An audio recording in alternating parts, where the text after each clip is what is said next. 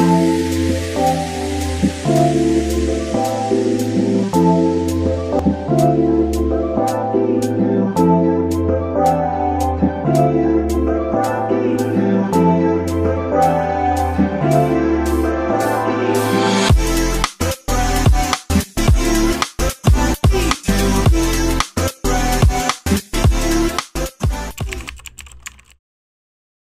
guys, Dreams of Tech ന്റെ പുതിയൊരു വീഡിയോയിലേക്ക് സ്വാഗതം. ഇന്നത്തെ വീഡിയോ എന്ന് പറയുന്നത് ഒരു Zebronicsന്റെ ട്രാൻസ്ഫോമർ എന്ന് പറയുന്ന ഒരു കീബോർഡ് ആൻഡ് മൗസ് കോംബോയുടെ അൺബോക്സിംഗ് ആൻഡ് റിവ്യൂ ആണ്. ഇത് ഏകദേശം ഞാൻ 3 ദിവസത്തോളമായി ഇത് യൂസ് ചെയ്യുന്നു. അപ്പോൾ എൻ്റെ ഒരു ഫ്രാങ്ക് എക്സ്പീരിയൻസും ഞാൻ പറയുന്നുണ്ട്. അതുപോലെ തന്നെ ഇതിന്റെ ബോക്സിൽ എന്താണ് വരുന്നത്, ഇതിന്റെ ഫീലിംഗ്സും, അതുപോലെ തന്നെ ഇത് ഈ ഒരു പ്രൈസിന് ഇത് വർത്തിട്ടാണോ, അങ്ങനത്തെ കാര്യങ്ങളൊക്കെ നിങ്ങൾക്ക് ഈ ഒരു വീഡിയോയുടെ എൻ്റെ ആവുന്ന സമയത്ത് മനസ്സിലാവും. നമ്മൾ വീഡിയോ ഇട്ടിട്ട് ഏകദേശം 1 month ആവാനായി. അത് ഞാൻ ഇവിടെ ഇല്ലായിരുന്നു, അതുകൊണ്ടാണ്. പിന്നെ എൻ്റെ കുറച്ച് സബ്സ്ക്രൈബേഴ്സിനൊക്കെ അറിയാം ഞാൻ ഒരു PC എടുക്കുന്ന കാര്യത്തിൽ അതിൻ്റെ കുറച്ച് തിരക്കായിരുന്നു. അപ്പോൾ കുറേ ദിവസമായിട്ട് അൺബോക്സിങ് കാര്യങ്ങളൊന്നും ഇല്ലായിരുന്നു. ഇനി കുറച്ച് അൺബോക്സിങ്സ് വരാനുണ്ട്. കാരണം എൻ്റെ PCയുടെ പെരിഫറൽസിൻ്റെ കുറച്ച് അൺബോക്സിങ്സ് ആൻഡ് റിവ്യൂ വരാനുണ്ട്. അപ്പോൾ അതൊക്കെ ലഭിക്കണം എന്നുണ്ടെങ്കിൽ ഉറപ്പായിട്ടൊന്ന് സബ്സ്ക്രൈബ് ചെയ്യുക. അതിനോടൊപ്പം ബെലൈക്കണിൽ ക്ലിക്ക് ചെയ്യുമെങ്കിൽ മാത്രമുള്ള അടുത്ത വീഡിയോസൊക്കെ അപ്ലോഡ് ചെയ്യുമ്പോൾ നിങ്ങൾക്ക് ഫസ്റ്റ് തന്നെ നിങ്ങൾക്ക് നോട്ടിഫിക്കേഷനായി ലഭിക്കും. ഈ വീഡിയോയിലേക്ക് പോവാം.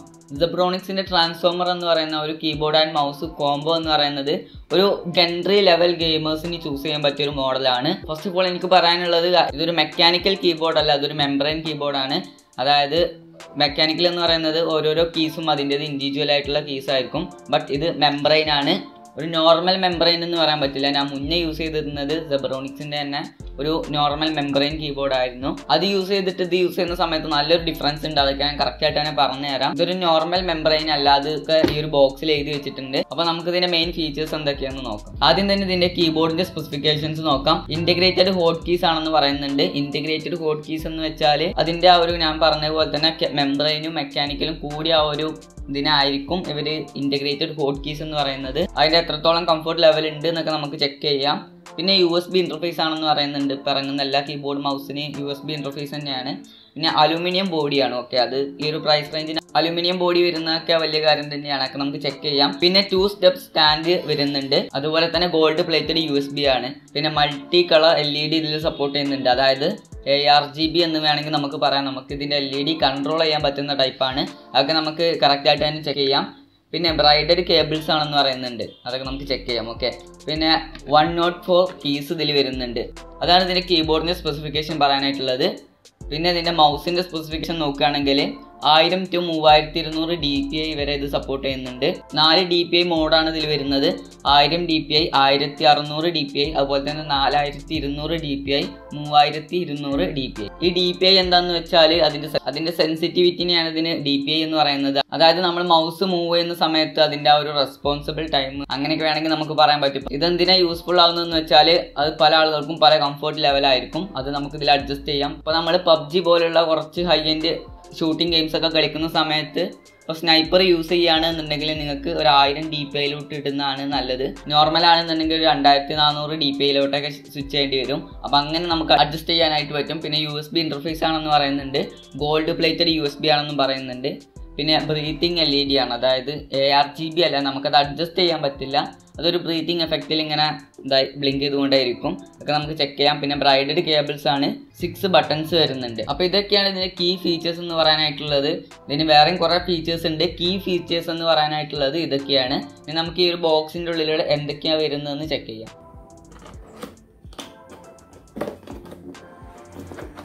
ആദ്യം തന്നെ ഈ ഒരു ബോക്സ് ഓപ്പൺ ചെയ്യുന്ന സമയത്ത് നമുക്ക് കാണാനായിട്ട് പറ്റുന്നത് ഇതുപോലത്തെ ഒരു യൂസർ മാനുവലാണ്. Zebronicsന്റെ ബ്രാൻഡിങ് ഒക്കെ കൊടുത്തിട്ടുള്ള ഒരു യൂസർ മാനുവലാണ്. അതിൽ നമുക്കിതിൻ്റെ കുറച്ച് സ്പെസിഫിക്കേഷനും അതുപോലുള്ള ഇതിൻ്റെ LED ലൈറ്റിങ്ങിൻ്റെ കൺട്രോൾസും അതുപോലുള്ള എല്ലാ കാര്യങ്ങളും ഇതിൽ മെൻഷൻ ചെയ്തിട്ടുണ്ട്. ഇത് ഫസ്റ്റ് ടൈം വാങ്ങുന്ന ആളുകളാണെന്നുണ്ടെങ്കിൽ ഇതൊന്ന് റീഡ് ചെയ്ത് കഴിഞ്ഞാൽ നിങ്ങൾക്ക് ഇതിൻ്റെ കാര്യങ്ങളൊക്കെ മനസ്സിലാവും. പിന്നെ വരുന്നത് ഒരു Zebronicsന്റെ ബ്രാൻഡിങ്ങുള്ള ഒരു പേപ്പർ വർക്കാണ്. അത് നമുക്കൊന്ന് മാറ്റി വെക്കാം. പിന്നെ വരുന്നതാണ് നമ്മുടെ കീബോർഡ്. ഓക്കെ, അപ്പോൾ ഇതാണ് ഇതിൻ്റെ keyboard.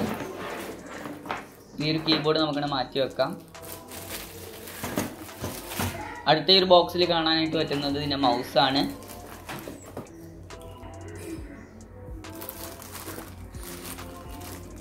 Okay, first of all നമുക്ക് ഇതിൻ്റെ കീബോർഡിൻ്റെ കാര്യങ്ങളൊക്കെ നോക്കാം. മൗസ് ഇവിടെ മാറ്റി വെക്കാം. എന്നിട്ട് കീബോർഡിൻ്റെ കാര്യങ്ങളൊക്കെ ഒന്ന് നോക്കാം.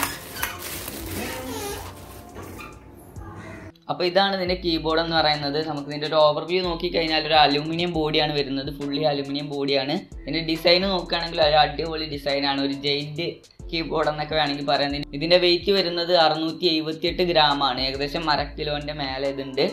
അപ്പം ഒരു ഗെയിം കളിക്കുന്ന ആളുകൾക്ക് ഉറപ്പായിട്ടും അത് യൂസ്ഫുൾ ആകും. കാരണം ഗെയിം കളിക്കുന്ന സമയത്ത് കീബോർഡ് മൂവ് ആവുന്ന പ്രോബ്ലം വരില്ല, അത്യാവശ്യം വെയിറ്റ് ഉണ്ട് ഈ ഒരു കീബോർഡിന്. ഡിസൈൻ ആൻഡ് ബിൽഡ് ക്വാളിറ്റി നോക്കുകയാണെങ്കിൽ ഒരു സാറ്റിസ്ഫൈങ് ആയിട്ടുള്ള ഒരു ഡിസൈൻ തന്നെയാണ്. ഇത് കാണുന്ന സമയത്ത് ഒരു പ്രീമിയം ഫീല് നമുക്ക് ലഭിക്കുന്നുണ്ട്. കാരണം ഈ ഒരു പ്രൈസിന് കിട്ടിയതാണെന്ന് ഒരിക്കലും പറയില്ല. ഇതിൻ്റെ പ്രൈസ് എന്ന് പറയുന്നത് ഏകദേശം 1300 രൂപയാണ് ഈ ഒരു കീബോർഡ് ആൻഡ് മൗസ് കോംബോക്ക് വരുന്നത്. ഞാൻ പർച്ചേസ് ചെയ്തത് ആമസോണിൽ നിന്നാണ്, ലിങ്ക് വേണമെങ്കിൽ ഞാൻ ഡിസ്ക്രിപ്ഷനിൽ കൊടുത്തേക്കാം. ഇതിന്റെ ബിൽഡ് ക്വാളിറ്റി നോക്കുകയാണെങ്കിൽ അത്യാവശ്യം നല്ലൊരു അലുമിനിയം ബോഡിയാണ്, അത് കുറച്ചുകൂടെ ഒന്ന് അടിപൊളിയായി. കാരണം ഇതിന്റെ ഡിസൈൻ നോക്കുകയാണെങ്കിൽ ഒരു എന്താ പറയുക, ഒരു എഡ്ജിലോട്ട് ഇറങ്ങി നിൽക്കുന്നൊക്കെ ഒരു ടൈപ്പ് ഇതാണ്. ഇതൊരു ഹാം റെസ്റ്റ് അല്ല, കണ്ടു കഴിഞ്ഞാൽ ഒരു ഹാം റെസ്റ്റ് ആണെന്ന് തോന്നും, ബട്ട് ഹാം റെസ്റ്റ് അല്ല.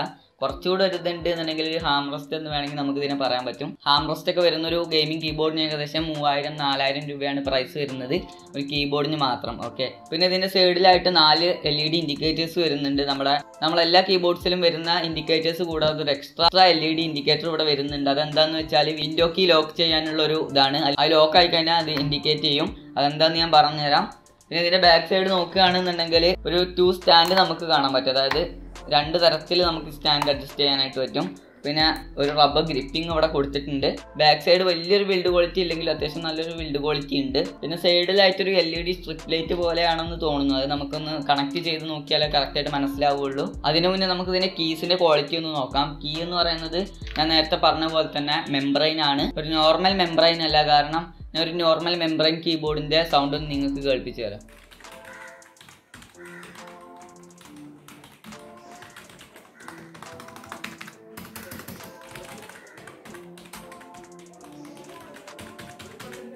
കേട്ടില്ലേ? ഇനി നമുക്ക് ഈ ഒരു കീബോർഡിന്റെ സൗണ്ട് ഒന്ന് കേൾക്കാം.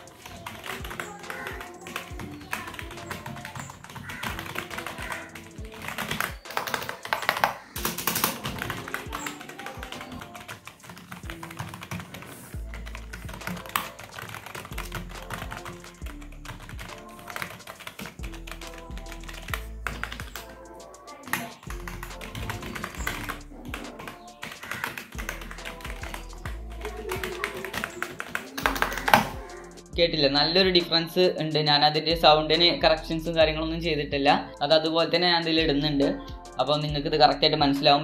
മെക്കാനിക്കലാണെന്നുണ്ടെങ്കിൽ കുറച്ചുകൂടെ ഒരു എന്താ പറയുക, കുറച്ചുകൂടെ ഒരു അടിപൊളി സൗണ്ട് ആയിരിക്കും. പിന്നെ ഇതിൻ്റെ കംഫർട്ടിൻ്റെ കാര്യം പറയുകയാണെങ്കിൽ അത്യാവശ്യം നല്ലൊരു കംഫർട്ട് തന്നെ വരുന്നുണ്ട്. മെക്കാനിക്കലിൻ്റെ അത്ര വരുന്നില്ലെങ്കിലും അത്യാവശ്യം വരുന്നുണ്ട്. ഓക്കെ, നമ്മൾ കീസ് ടൈപ്പ് ചെയ്യുന്ന സമയത്ത് ഭയങ്കര ഒരു ടൈറ്റ് ഒന്നും ഫീൽ ചെയ്യുന്നില്ല. നല്ല എന്താ പറയുക, പ്രസ് ചെയ്യുന്ന സമയത്ത് നല്ല ക്ലിക്ക് ആയിട്ടുള്ള കീസാണ്. ഭയങ്കര ടൈപ്പ് ചെയ്യുന്ന സമയത്ത് ആ ഒരു സൗണ്ട് ആയാലും ഭയങ്കര കംഫർട്ടാണ് ടൈപ്പ് ചെയ്യാനായിട്ട്. എന്നാൽ ആ ഒരു കീ പൊസിഷൻ എന്ന് പറയുന്നത് നമുക്ക് ഭയങ്കര കംഫർട്ടായിട്ടുള്ള ഒരു ഇതാണ്. അതിൻ്റെ അടിയിൽ നിന്ന് കുറച്ച് മേളിലോട്ട് പൊങ്ങി നിൽക്കുന്ന ടൈപ്പാണ്. അത് നമുക്ക് കുറച്ചുകൂടെ ടൈപ്പ് ചെയ്യാനൊക്കെ ആയിട്ട് കുറച്ചുകൂടെ കംഫർട്ടാണ്. പിന്നെ ഇതൊരു ഇൻറ്റഗ്രേറ്റഡ് മൾട്ടിമീഡിയ കൺട്രോൾ കീ ആണ്. അതായത് ഇപ്പം നമുക്ക് പോസ് ചെയ്യുന്ന ബട്ടൺ, അതുപോലെ തന്നെ വോളിയം അഡ്ജസ്റ്റിംഗ് ബട്ടൺസ് ഒന്നും സെപ്പറേറ്റ് ആയിട്ടില്ല, അതൊക്കെ ഇൻറ്റഗ്രേറ്റഡ് ആയിട്ടാണ് വരുന്നത്. അതായത് നമ്മൾ FN നെക്കിയിട്ട് ഏറ്റവും ടോപ്പിലായിട്ടുള്ള കീസിൻ്റെ കൂടെ ഇൻറ്റഗ്രേറ്റഡ് ആയിട്ടാണ് വരുന്നത്. നമ്മൾ FN നെക്കിയിട്ട് ഇപ്പോൾ പോസ് ചെയ്യണമെന്നുണ്ടെങ്കിൽ ആ ഒരു പോസ് ബട്ടൺ ഇത് നെക്കി F5 നെക്കി കഴിഞ്ഞാൽ അത് പോസ് ആവും. ഇപ്പോൾ ഗെയിം കളിക്കുന്ന ആളുകളാണെന്നുണ്ടെങ്കിൽ അവർക്ക് ആ ഒരു പ്രസ് ചെയ്യുന്ന സമയത്ത് പെട്ടെന്ന് തന്നെ ഇത് റെസ്പോൺസ് ആവുന്നുണ്ട്, ആ ഒരു ഡിലേ കാര്യങ്ങളൊന്നും വരുന്നില്ല.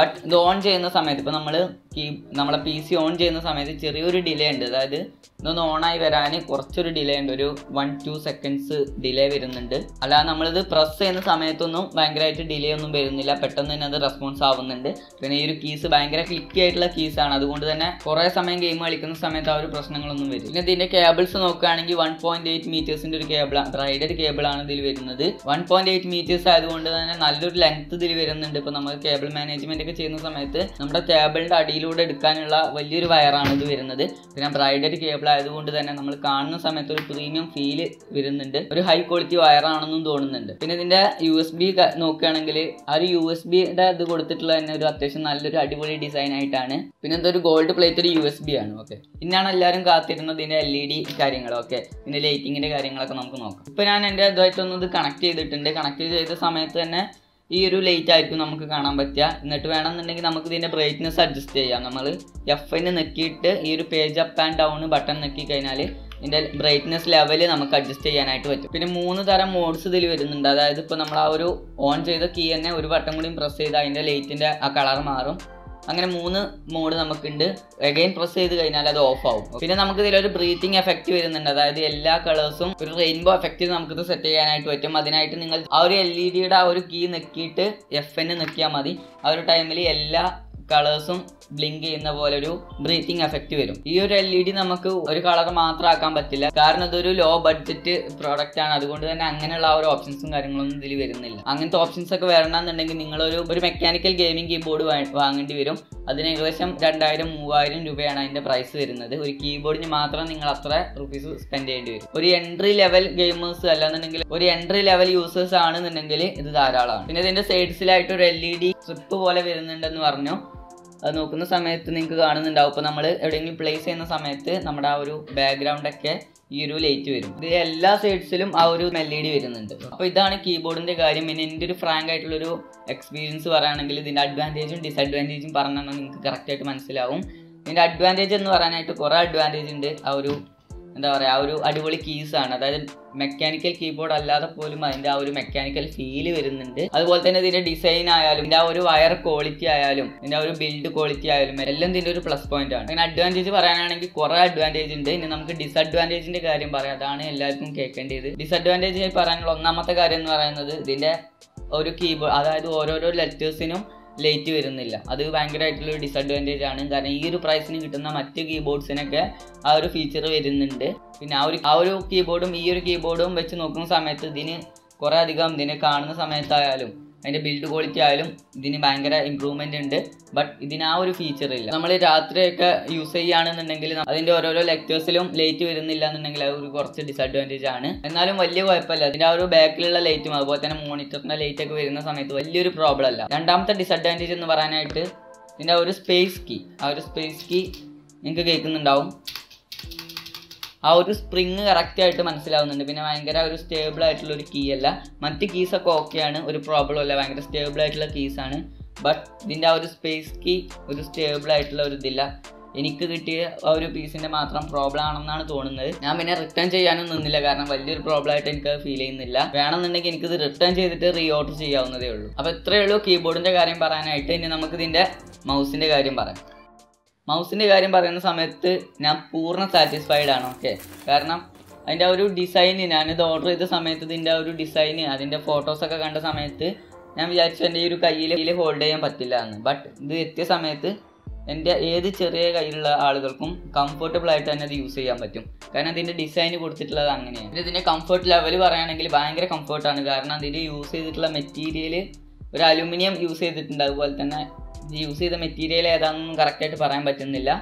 എന്നാലും ഭയങ്കര ഒരു അടിപൊളി ഒരു സോഫ്റ്റ് സർഫസ് ആണ്. ഓക്കെ, നമ്മളെ കൈ വെക്കുന്ന സമയത്ത് ഭയങ്കര ആ ഒരു ഫീൽ വരുന്നുണ്ട്. നമ്മളൊരു പ്രീമിയം മൗസ് ഒക്കെ യൂസ് ചെയ്യുന്ന ആ ഒരു ഫീലാണ് വരുന്നത്. ലോജിടെക്കിൻ്റെ ഗെയിമിംഗ് മൗസിൻ്റെ അത്ര ഒരു ഫീലൊന്നും വരുന്നില്ലെങ്കിലും ഏകദേശം വരുന്നുണ്ട്. ഓക്കെ, അത്യാവശ്യം നല്ലൊരു ഈ ഒരു പ്രൈസിന് വർത്തിട്ടാണ്. അത്യാവശ്യം നല്ലൊരു ബിൽഡ് ക്വാളിറ്റിയാണ് ഇതിൽ കൊടുത്തിട്ടുള്ളത്. ഇതിനെ വെയിറ്റ് പറയുകയാണെങ്കിൽ 130 grams ആണ് ഇത് വരുന്നത്. വലിയൊരു വെയിറ്റ് ഉണ്ടെന്നും പറയാൻ പറ്റില്ല, ഒരു ലോ വെയിറ്റും അല്ല. ഒരു ഗെയിമിംഗ് മൗസിന് വേണ്ടിയിട്ടുള്ള ഒരു ഭാഗത്ത് ആ ഒരു വെയിറ്റ് ആണ് ഇത് വരുന്നത്. പിന്നെ ഇതിൻ്റെ സെൻസറിൻ്റെ കാര്യം നോക്കുകയാണെങ്കിൽ ഒരു ഒപ്റ്റിക്കൽ സെൻസറാണ് ഇതിൽ കൊടുത്തിട്ടുള്ളത്. പിന്നെ 6 ബട്ടൺസ് വരുന്നുണ്ട്, ഒരു ലെഫ്റ്റ് ആൻഡ് റൈറ്റ് ബട്ടൺസും അതുപോലെ തന്നെ നമ്മളെ സ്ക്രോളിംഗ് ബട്ടണും മിഡിൽ ബട്ടണും. ഓക്കെ, പിന്നെ ഒരു DPI സ്വിച്ചും പിന്നെ സൈഡ് ബട്ടൺസ് കൊടുത്തിട്ടുണ്ട്. ഇതിൻ്റെ ബട്ടൺസിൻ്റെ കാര്യം നോക്കുകയാണെങ്കിൽ ഭയങ്കര ക്ലിക്കി ആയിട്ടുള്ള ബട്ടൺസ് ആണ്. കാരണം നമ്മൾ ഇപ്പോൾ സൈഡ് ബട്ടൺസ് ആണെങ്കിലും നല്ലൊരു ക്ലിക്കി ആയിട്ടുള്ള ബട്ടൺസ് ആണ് വരുന്നത്. മിഡിൽ ബട്ടൺ ആയാലും നല്ലൊരു ഫീൽ വരുന്നുണ്ട്. അതുപോലെ തന്നെ ഇതിൻ്റെ സ്ക്രോളിംഗ് വീലും ഭയങ്കര ഒരു എന്താ പറയുക, ഭയങ്കര സ്മൂത്ത് ആയിട്ടുള്ള ഒരു സ്ക്രോളിംഗ് വീലാണ്. ഇതിൻ്റെ കേബിൾസിൻ്റെ കാര്യം നോക്കുകയാണെങ്കിൽ 1.8 മീറ്റേഴ്സിൻ്റെ ഒരു ബ്രൈഡഡ് കേബിൾ തന്നെയാണ് ഇതിലും വരുന്നത്. അതുപോലെ തന്നെ ഗോൾഡ് പ്ലേറ്റഡ് USB ആണ്. നമ്മുടെ കീബോർഡിൻ്റെ സെയിം കേബിൾ ആണെന്ന് വേണമെങ്കിൽ പറയാം. ഇനി നമുക്കിതൊന്ന് കണക്ട് ചെയ്തിട്ട് ഇതിൻ്റെ ലൈറ്റിങ്ങിൻ്റെ കാര്യങ്ങളൊക്കെ ഒന്ന് ചെക്ക് ചെയ്യാം. നമ്മൾ കണക്ട് ചെയ്യുന്ന സമയത്ത് തന്നെ റെഡ് ലൈറ്റ് ഇങ്ങനെ ബ്ലിങ്ക് ചെയ്തുകൊണ്ടിരിക്കും. ഒരു 1-2 seconds അത് ബ്ലിങ്ക് ചെയ്ത് കഴിഞ്ഞിട്ട് പിന്നെ നമുക്ക് ഈ ഒരു ലൈറ്റ് ബ്രീത്തിങ് എഫക്റ്റ് വരും. എല്ലാ കളേഴ്സും ബ്രീത്തിങ് ആയിട്ടുള്ള ഒരു എഫക്റ്റാണ്. നമുക്കത് കൺട്രോൾ ചെയ്യാൻ പറ്റില്ല, ഇതിങ്ങനെ കത്തിക്കൊണ്ടേയിരിക്കും. അത് ഓഫ് ചെയ്യാനും ഓൺ ചെയ്യാനൊന്നും പറ്റില്ല. പിന്നെ ഇതിൻ്റെ ഇവിടെ ആയിട്ട് Zebronicsൻ്റെ ഒരു ലോഗോ കൊടുത്തിട്ടുണ്ട്. അവിടെ ഇതിൻ്റെ ലൈറ്റ് വരുന്നുണ്ട്.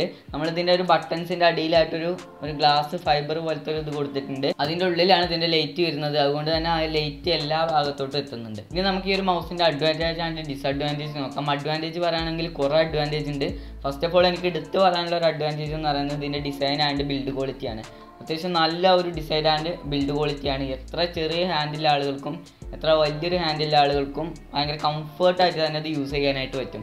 പിന്നെ അതിൻ്റെ ബിൽഡ് ക്വാളിറ്റി നോക്കുകയാണെങ്കിൽ അത്യാവശ്യം നല്ല ഒരു പ്രീമിയം ബിൽഡ് ക്വാളിറ്റി ഇതിൽ കൊടുത്തിട്ടുണ്ട്. അതുപോലെ തന്നെ ഭയങ്കര ക്ലിക്കി ആയിട്ടുള്ള കീസാണ്. അതുപോലെ തന്നെ ഇതിൻ്റെ സ്ക്രോളിംഗ് വീല് നോക്കുകയാണെങ്കിൽ ഭയങ്കര സ്മൂത്ത് ആയിട്ടുള്ള ഒരു സ്ക്രോളിംഗ് വീലാണ്. പിന്നെ നമുക്ക് ഇതിൻ്റെ DPI ഒക്കെ അഡ്ജസ്റ്റ് ചെയ്യാനായിട്ട് പറ്റും.